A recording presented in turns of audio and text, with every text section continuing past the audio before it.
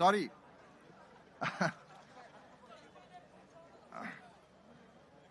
সবাইকে শুভেচ্ছা জানাই, সালাম জানাই, আসসালামু আলাইকুম। মায়ের ডাকের কর্মসূচিতে যতবার ডাক পেয়েছি আসার চেষ্টা করেছি। দুটো কারণ খুব স্পষ্ট।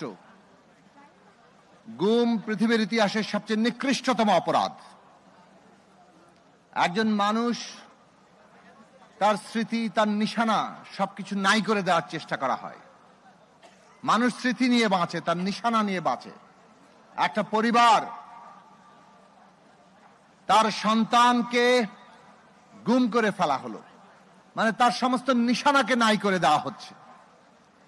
সেই পরিবার যে তার জন্য দোয়া করবে তার কবরে কিংবা সমাধিতে, সেই সুযোগটুকুও রাখেনি। আমরা এখানে আর্তনাদ শুনেছি। কাজে এই নিকৃষ্টতম অপরাধের বিরুদ্ধে যখন ডাক এসেছে মায়ের দিক থেকে, সেইটা অসাধারণ শক্তি ধারণ করে। আরেকটি খুব গুরুত্বপূর্ণ বিষয় ছিল, ফ্যাসিবাদের বিরুদ্ধে আমরা লড়ছিলাম। মায়ের ডাকের কর্মসূচি হতো, হয়তো তখন এত বড় মানুষ হওয়ার সুযোগ হয়নি। দোর্দণ্ড দাপটের মুখে গোয়েন্দা সংস্থার তাবে এই মায়ের ডাকের অনুষ্ঠানগুলো হতো। কিন্তু মায়ের ডাকের যে শক্তি, পৃথিবীর বিভিন্ন দেশে যে ফ্যাসিবাদী শাসন হয়েছে, সেইখানে গুম খুন, এইভাবে বিনা বিচারে হত্যা, রাজনৈতিক হত্যা, তার বিরুদ্ধে মায়েদের ডাকে এক বিশাল ঐক্য তৈরি হয়েছিল। একটু একটু করে মানুষের আবেগ, তার দ্রোহ, তার বিদ্রোহ সঞ্চিত হয়েছে এবং সেইখানে এই সঞ্চিত বিদ্রোহ আমরা জুলাই আগস্টে এসে ফেটে পড়তে দেখেছি। যারা নিজেদের বুকে গুলি নিয়ে, নিজেদের দেহে গুলি নিয়ে শাহাদাত বরণ করেছেন, কিংবা নিজেদের দেহের অঙ্গহানি যারা ঘটিয়েও এই লড়াইয়ে ছিলেন, তাদের লাখো সালাম এবং আজকে আমরা তাদের গভীরভাবে স্মরণ করি। ওই গুম খুন হওয়া যেমন প্রত্যেকটি লড়াকু সৈনিক যারা কোনো না কোনো ভাবে এই ফ্যাসিবাদের বিরুদ্ধে কথা তুলেছিলেন, কিংবা এমনকি অনেকে নিরপরাধ হয়েও কোনো কথা না বলেও গুমের শিকার হয়েছিলেন, তাদেরকে আমরা স্মরণ করি, কেননা তারাই ফ্যাসিস্ট শাসনের এক একটি সাক্ষ্য। কিন্তু মানুষের যে সমস্ত বিক্ষোভকে এক সূত্রে গেঁথেছিল, আবু সাঈদ থেকে মুগ্ধ হয়ে জুলফিকার শাকিল, হাজারো ১৬০০-এর উপরে যে তরুণরা, ছাত্র, শ্রমিক, কি শিশু, কি অভিভাবক, তারা প্রাণ দিয়েছেন। ৫০,০০০-এর উপরে আহত, ৫০০-এর উপরে অন্ধ হয়ে গেছে, যাদের অনেকে এখানে উপস্থিত হয়েছেন। এই সবাইকে আজকে আমাদের স্মরণে রাখতে হবে। মানুষের ইতিহাসের সবচেয়ে বড় শ্রেষ্ঠ মানবিক মুহূর্ত কি? যখন একজন মানুষ তার কওমের জন্য, তার নিজের জনগোষ্ঠীর জন্য, অন্য সকলের জন্য জীবন উৎসর্গ করার মতো সাহসে পৌঁছায় এবং সেই উৎসর্গ করে। ওর চাইতে বড় মানবিক মুহূর্ত আর কিছু হতে পারে না। আমাদের সেই শহীদেরা, সেই লড়াকু সৈনিকরা, আপনারা যারা আছেন,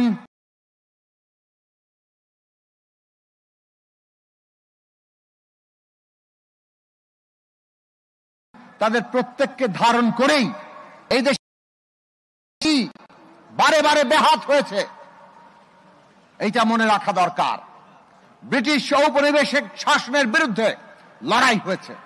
৪৭-এও এই পূর্ব বাংলার মানুষ পাকিস্তান কায়েমে লড়াই করেছিল, ভেবেছিল পাকিস্তান ন্যায়ের শাসন দেবে, কিন্তু পাকিস্তান ন্যায়ের প্রতীক হতে পারেনি। পূর্ব বাংলার মানুষের অধিকার কেড়ে নিয়েছিল।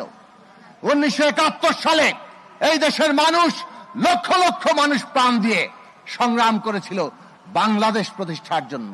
এটা বিজয়ের মাস। সেই মানুষ আশা করেছিল এই দেশের নতুন রাষ্ট্রে মানুষের জন্য সাম্য, মানবিক মর্যাদা, সামাজিক ন্যায় বিচার প্রতিষ্ঠা হবে। 53 বছর ধরে সেটা প্রতিষ্ঠিত হয়নি, বরং সাংবিধানিকভাবেই একটা ফ্যাসিবাদী শাসন এই দেশে 72 সাল থেকে চেপে বসেছিল। 2024 সালে এই ফ্যাসিস্ট শাসনের একটা অংশের পতন ঘটেছে, অর্থাৎ শাসক পালিয়েছে। গণবিদ্রোহে, অভ্যুত্থানে, বিপ্লবে এই শাসককে পালাতে বাধ্য করা হয়েছে। কিন্তু আরেকটা অংশ বাকি। ফ্যাসিবাদ কিন্তু এখনো পর্যন্ত যায়নি। ফ্যাসিবাদ তার ব্যবস্থা নিয়ে হাজির আছে। আমরা এই ফ্যাসিস্ট শাসনের যারা বাস্তবায়নকারী এবং যারা নির্দেশদাতা, তাদের প্রত্যেকের বিচার চাই। ন্যায় বিচার হবে নতুন বাংলাদেশের যাত্রার প্রধান ভিত্তি। ন্যায় বিচার প্রতিষ্ঠা হতে হবে। একই সাথে এটা আমাদের মনে রাখা দরকার যে ফ্যাসিবাদ কেবল কতিপয় ব্যক্তি নয়। আমরা ব্যক্তির বিচার করতে পারি, তাকে এমনকি ফাঁসি কিংবা সাজা দিতে পারি।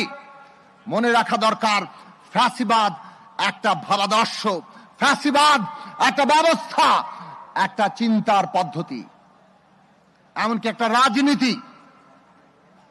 কাজেই ফ্যাসিবাদী যে ব্যবস্থা, যে ধ্যান ধারণা, যে ভাবাদর্শ এবং যে রাজনীতি, তাকেও আমাদেরকে মোকাবেলা করতে হবে। তার বিপরীতে গণতান্ত্রিক জায়গা দাঁড়াতে হবে। একটা দলের ফ্যাসিবাদ সেটা অপসারিত হয়ে আর কোন ফ্যাসিবাদ যাতে কায়েম না হয়। যদি সেটা হয় তাহলে ওই 71 সালের মতো কিংবা 47 সালের মতো যেভাবে জন আকাঙ্ক্ষা ব্যাহত হয়েছে, 24-এর পরে আবারও ব্যাহত হবে। আর সেইটা যদি আমরা ব্যাহত করতে না চাই, আগামী দিনের বাংলাদেশ হবে একটা নতুন রাজনৈতিক বন্দোবস্তের উপর দাঁড়িয়ে।